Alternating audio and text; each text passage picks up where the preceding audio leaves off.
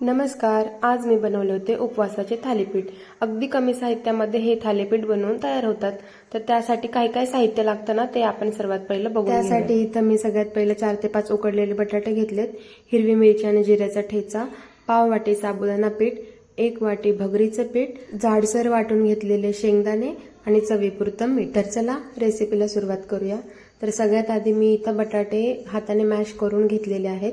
त्यामध्ये टाकलं भगरीचं पीठ, हिरवी मिरचीचा ठेचा, साबुदाण्याचं पीठ, मग टाकलं शेंगदाण्याचं कूट, त्यानंतर टाकलं चवीपुरतं मीठ आणि सगळे जिन्नस मिक्स करून मस्त पीठ मळून घेतलं, जसं आपण थालीपीठाला मळतो तसं. मला इथं थोडी पाण्याची आवश्यकता वाटली म्हणून मी ह्याच्यामध्ये थोडंसं पाणी पण घातलं आणि छान असं एकदम ओलसर असं थालीपीठाचं पीठ मळून घेतलं.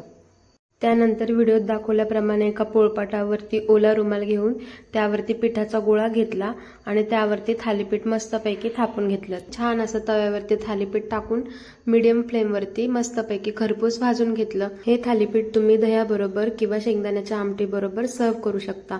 तर व्हिडिओ कशी वाटली कमेंटमध्ये मला कळवायला विसरू नका आणि जर व्हिडिओ आवडली असेल तर चॅनलला लाईक, शेअर आणि सबस्क्राईब करायला मात्र विसरू नका.